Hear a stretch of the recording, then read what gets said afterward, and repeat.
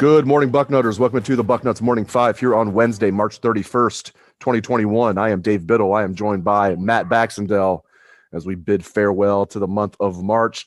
Ohio State had its pro day yesterday with no NFL combine this year. Pro day had even more meaning than usual, and it's always a spectacle over there. No local media were there, but the NFL Network had wall-to-wall coverage backs.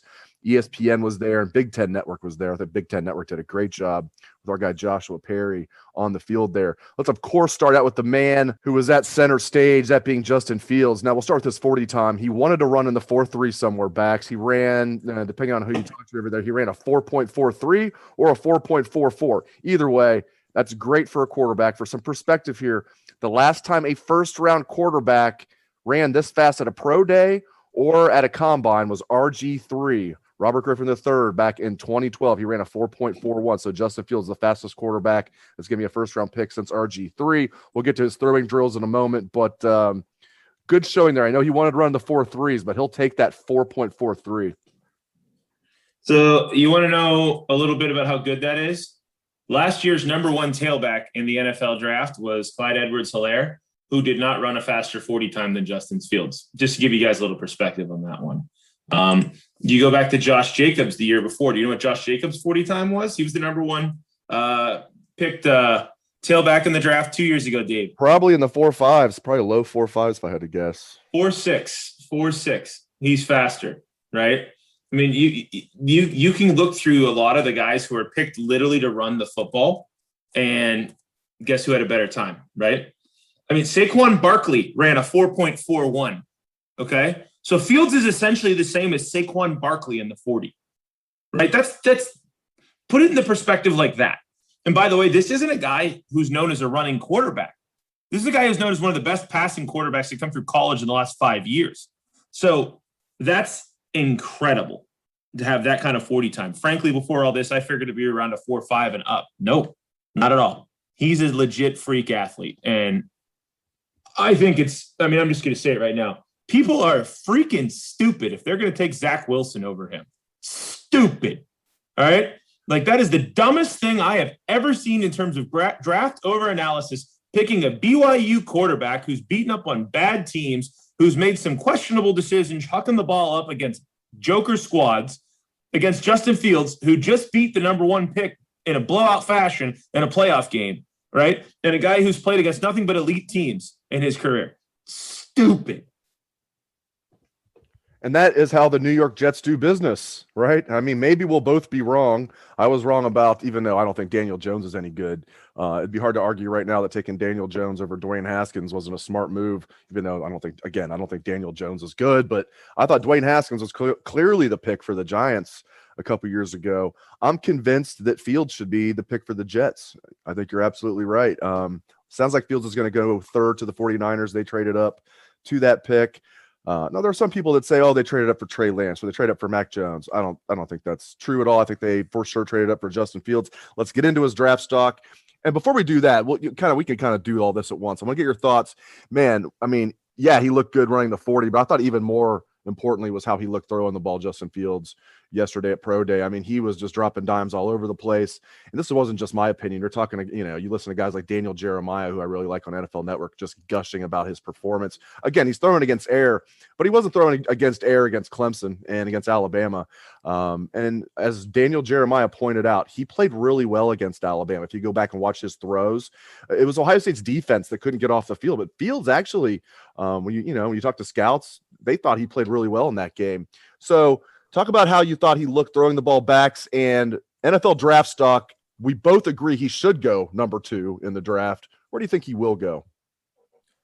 Well, I think the other thing about Fields that's particularly important to discuss is that, this is a guy, the big people's complaints is, he locks in on a target, right? He doesn't go to his second options. Fields had the best response to that yesterday. He said, well, we're at Ohio State. My first option is usually open. Like, what am I supposed to do? Go through 4 reads just to prove it, even though it's not the right play for my team? Like, I love that response. That's the answer of, look who I'm throwing to. I got Olave, Wilson, and Williams running at an NFL pro day for me, right? Like, there's a reason I throw to my first target usually. It's because he's open. So I love that about him. And I think if you go back and watch the Alabama game, you're 100% right. He played well. He is tough. You remember the Clemson game where he took that big spearing hit and he came right back in? I do recall that happening. Yeah, this guy's tough. This guy's a good quarterback.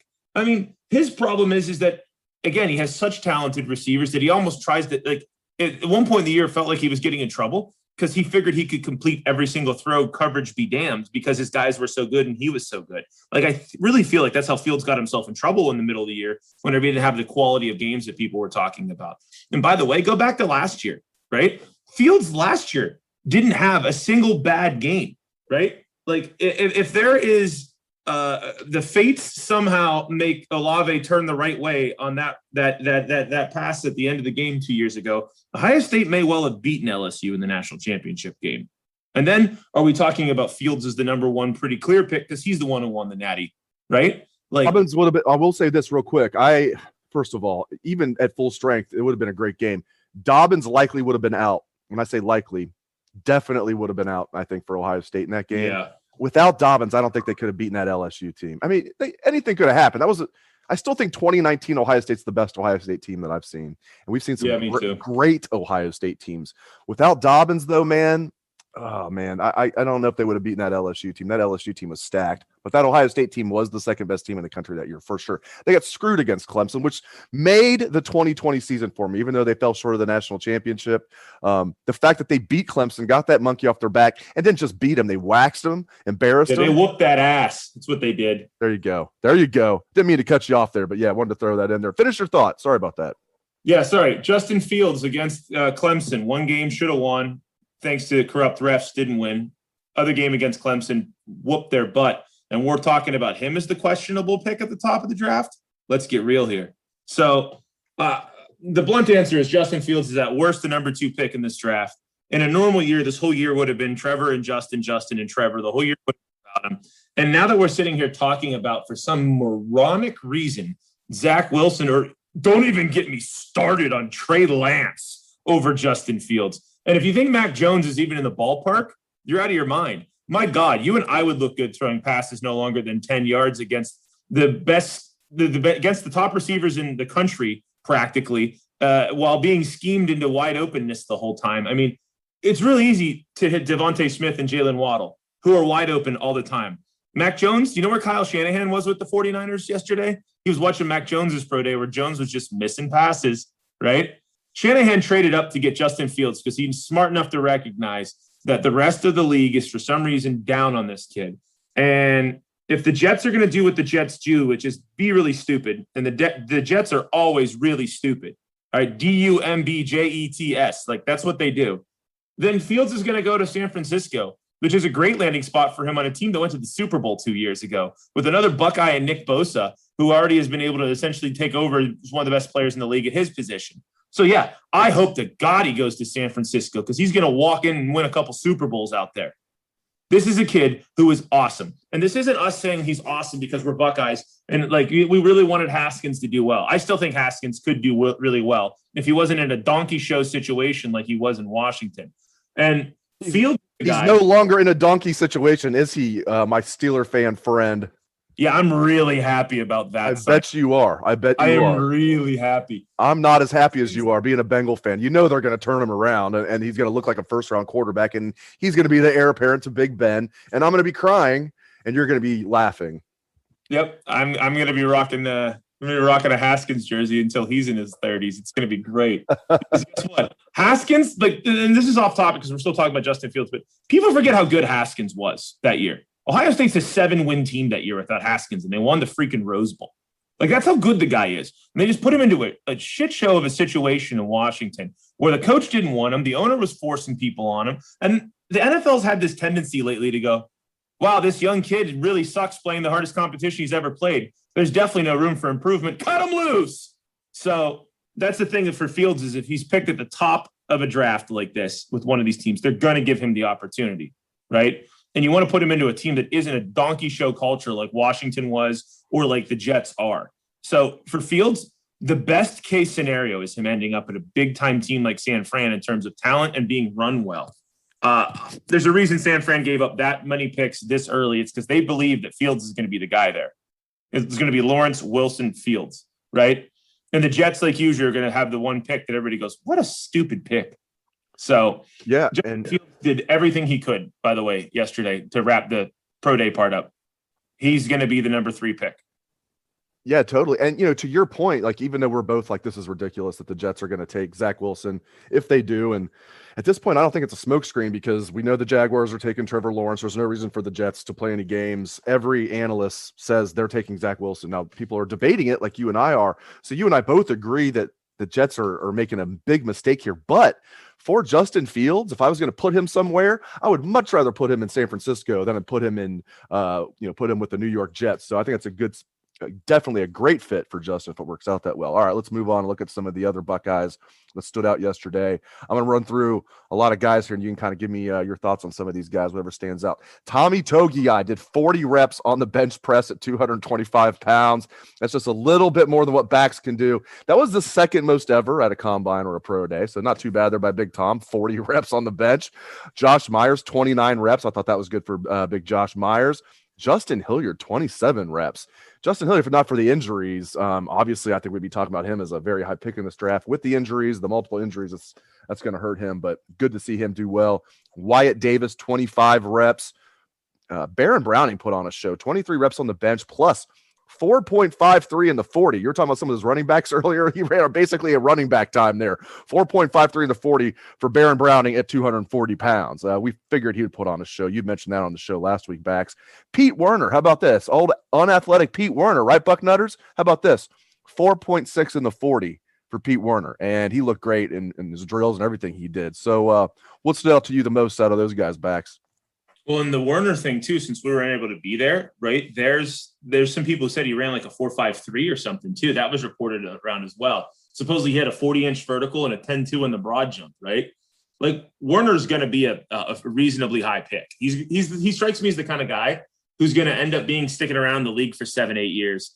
And he's always going to be good. He's never really going to be great. He'll probably go in the 3rd round is my guess. But Werner's showing all the physical attributes you absolutely need to be a solid NFL linebacker. So I think he did a lot for himself. But Dave, I'm convinced at this point, Baron Browning is going to be a 1st rounder. And here's why. Whoa. First round for Baron Browning. Whoa. Okay, go ahead. Convinced, right? And if we had this conversation at this time last year about Damon Arnett, everybody would have said, what? What was he, 20th? So let's be real here. So here's why Baron Browning to me is going to be picked in the late 1st round. Somebody is going to become infatuated with the fact that he ran a 4.53 40, right?